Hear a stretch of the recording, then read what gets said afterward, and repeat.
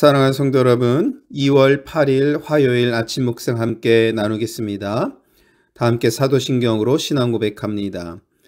전능하사 천지를 만드신 하나님 아버지를 내가 믿사오며 그 외아들 우리 주 예수 그리스도를 믿사오니 이는 성령으로 잉태하사 동정녀 마리에게 나시고 본디오 빌라도에게 고난을 받으사 십자가에 못 박혀 죽으시고 장사한 지 사흘 만에 죽은 자 가운데서 다시 살아나시며 하늘에 오르사 전능하신 하나님 우편에 앉아 계시다가 저리로서 산자와 죽은 자를 심판하러 오시리라.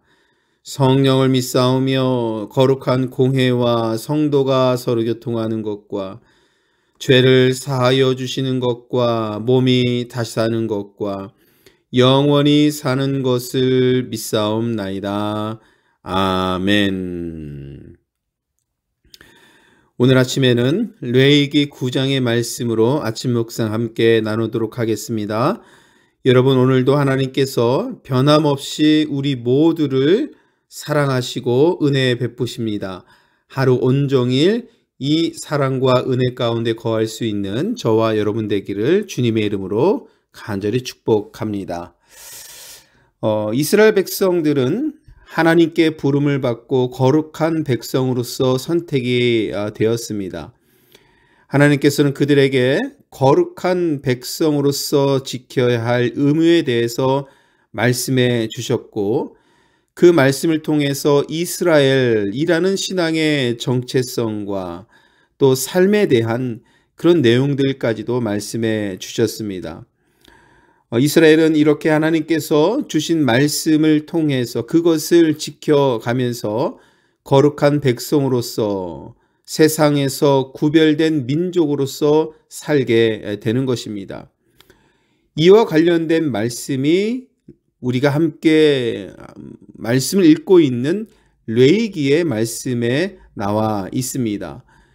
레위기의 말씀은 거룩함에 대해서 계속해서 말씀하고 있는 것이지요. 즉 하나님의 말씀에 순종하여서 세상에서 구별된 자로서 하나님의 영광을 위해서 살아가는 사람들, 바로 그런 사람들이 거룩한 주의 백성이다라는 것을 말씀하고 있습니다. 레위기 1장에서부터 보면 계속해서 하나님께 나아가기 위해서 모세를 부르셔서 제사를 드릴 때의 제물에 대해서 말씀을 하고 계십니다. 거룩한 주의 백성들이 하나님께 해야 될 첫 번째 의무는 무엇인가? 바로 제사를 드리는 것입니다. 지금으로 말하면 예배의 자리를 지키는 것이다 라고 말을 할 수 있겠습니다. 그래서 번제에 대해서 소제, 화목제, 속죄제에 대해서 1장 이후에 대해서 자세하게 설명을 해 주시면서 이와 같은 방법을 통해서 하나님께 나아올 수 있도록 말씀해 주신 것입니다. 이것이 거룩한 백성으로서 지켜야 할 첫 번째 의무라는 것을 말씀하고 계시지요.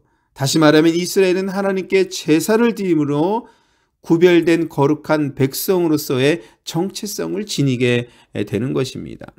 여러분, 마찬가지입니다. 오늘날 우리는 하나님께 선택받은 자로서 하나님의 백성으로서 살아가고 있다라고 고백을 하지요.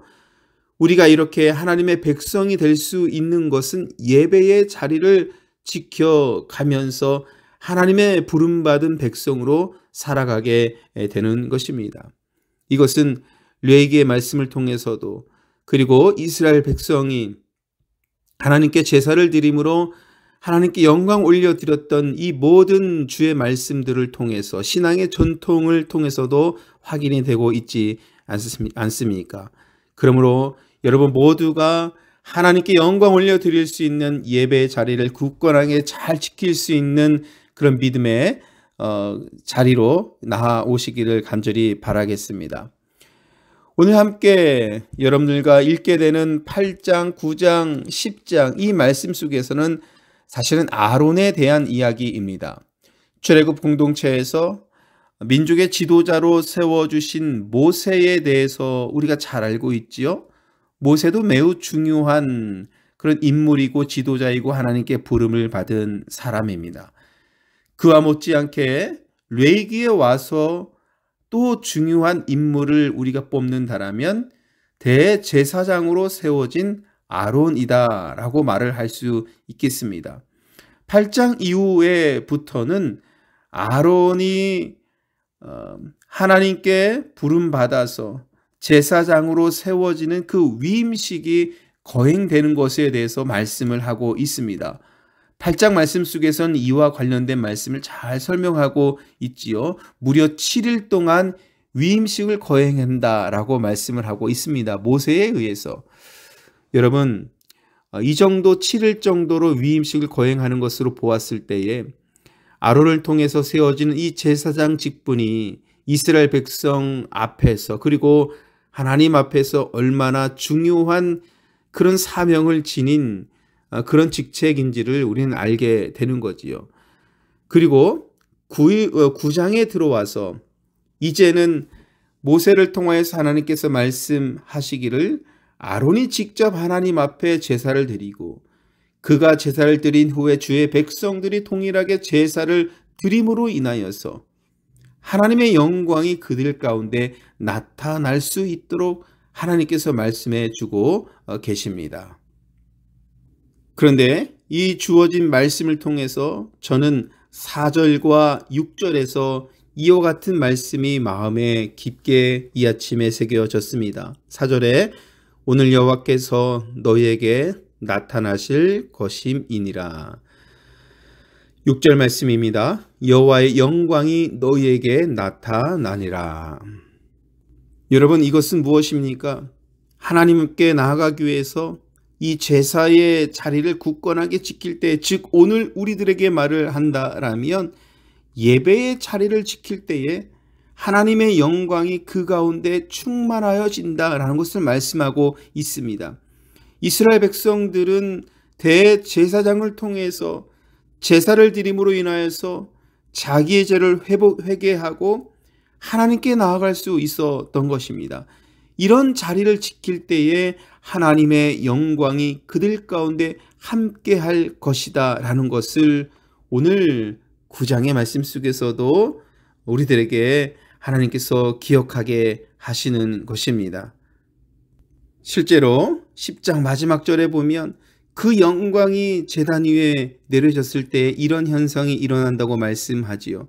불이 여호와 앞에서 나와 제단 위에 번제물과 기름을 사른지라. 온 백성이 이를 보고 소리 지르며 엎드렸더라. 여러분, 그렇습니다. 하나님 앞에 온전한 마음으로 나아가는 그 예배의 자리가 있을 때에 하나님께서 그 가운데 임재하시고 함께 하신다라는 그 말씀을 우리는 들을 수 있어야 합니다.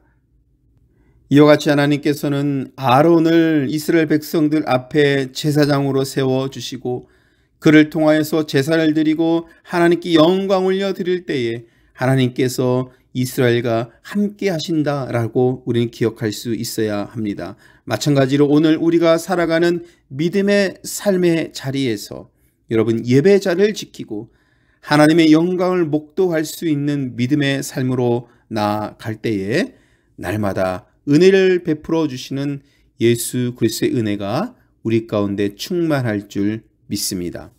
이 말씀 기억하시고 여러분들이 예배자로서 회복될 수 있는 그런 복된 믿음의 삶이 되시기를 간절히 소원합니다. 오늘 하루도 주 은혜 가운데 거하시기를 간절히 축복합니다. 주기도문은 하시겠습니다. 하늘에 계신 우리 아버지여, 이름이 거룩히 여김을 받으시오며 나라가 임하옵시며 뜻이 하늘에서 이루어진 것 같이 땅에서도 이루어지리라.